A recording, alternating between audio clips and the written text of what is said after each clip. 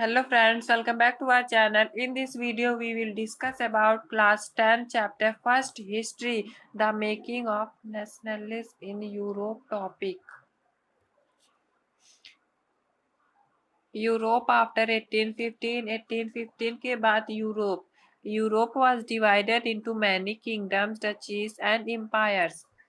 Europe बहुत से kingdoms, डचीज और एम्पायर्स में डिवाइडेड यानी बट गया था 1815 के बाद. There were no modern nation states, जहां पर कोई भी मॉडर्न स्टेट एग्जिस्ट नहीं करता था. Different people spoke different languages and followed different cultures, और अलग अलग पीपल अलग अलग भाषाएं बोलते थे, अलग अलग कल्चर को, संस्कृति को फॉलो करते थे.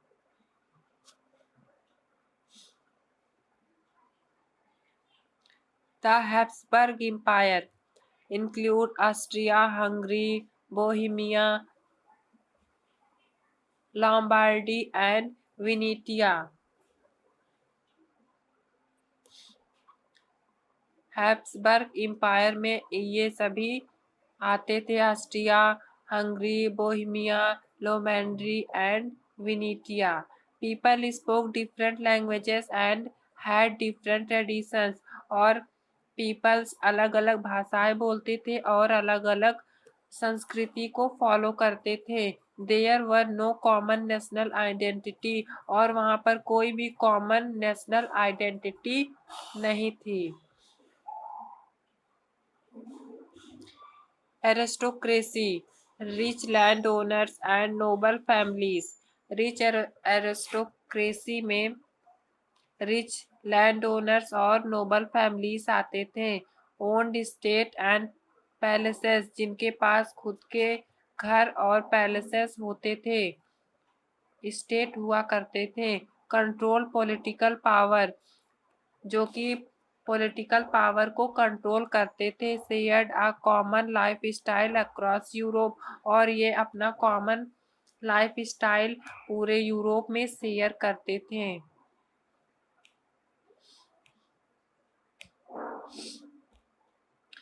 PYQ CBSE 2023. How was empire divided in 1815? 1815 में कैसे यूरोप डिवाइडेड था? Answer: Europe was divided into many kingdom, duchies and empires ruled by different dynasties. Second PYQ 2020. What was the Habsburg empire? Habsburg empire क्या था? Answer: It was a multinational empire consisting of many regions with diverse cultures and languages. यह एक multi national empire था जहाँ पे consist था बहुत से रीजन्स डाइवर्स के साथ, जहाँ पे डाइवर्स कल्चर और लैंग्वेजेस थे. PYQ 2019. Who were aristocrats? Aristocrats कौन थे? Aristocrats were wealthy landowners and members of the nobility who controlled society and politics. Aristocracy एक रिच लैंडओनर्स थे जो कि नोबिलिटी के मेंबर्स हुआ करते थे और वह कंट्रोल करते थे सोसाइटी और पॉलिटिक्स को.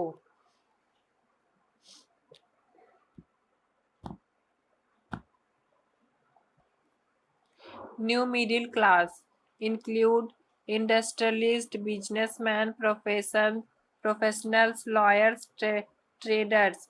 न्यू मिडिल क्लास में इंक्लूड थे इंडस्ट्रियलिस्ट, बिजनेसमैन, प्रोफेशनल्स, लॉयर्स और ट्रेडर्स. इनकी डिमांड क्या थी? Freedom, constitutional government, equality before law, national unity. ये न्यू मिडिल क्लास की डिमांड थी. PYQ 2022. What were the aspiration of the new middle class? New middle class के क्या क्या एस्पिरेशंस थे? First, freedom of for individual, equality before law, constitutional government and national unity.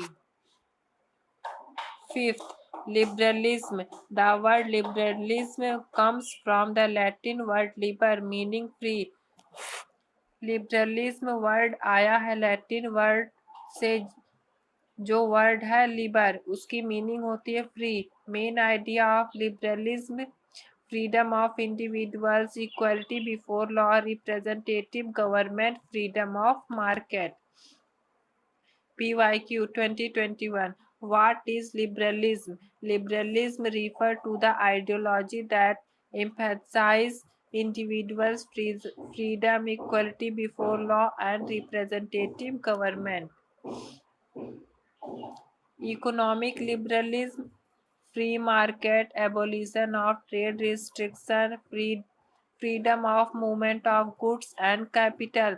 Economic liberalism क्या है? जिसमें कि मार्केट फ्री हो और ट्रेड रिस्ट्रिक्शन का एबॉलिशन हो और कोई भी सामान कहीं भी ले जाने की फ्रीडम हो।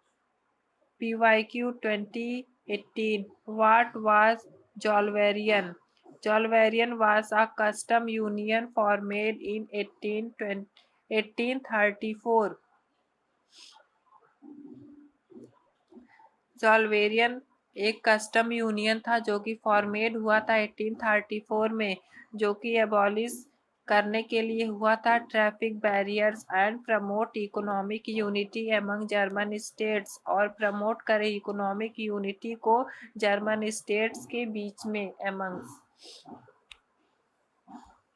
जॉल्वेरियन 1834 customs union of German states led by Prussia, जो कि प्रूसिया के द्वारा किया गया था। रिमूव ट्रैफिक बैरियर्स, इसका मेन मोटिव ये था कि ट्रैफिक बैरियर्स को रिमूव किया जाए, और प्रमोटेड इकोनॉमिक यूनिटी, और इकोनॉमिक यूनिटी को प्रमोट किया जाए।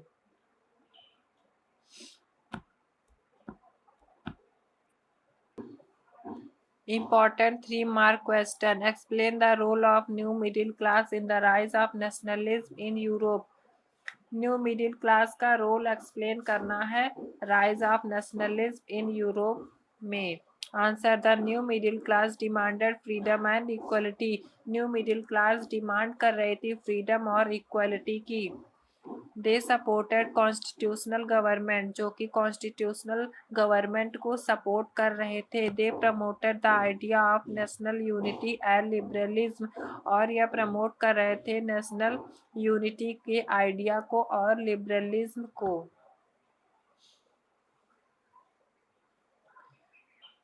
One line revision: The rise of nationalism in Europe was mainly driven by aspiration of the new middle class and the spread of liberal ideas. Rise of nationalism in Europe mainly चल रहा था new middle class के aspiration के द्वारा, और and spread idea of liberalism, और liberalism का idea फैल रहा था। If you like this video, please subscribe the channel and like share the videos.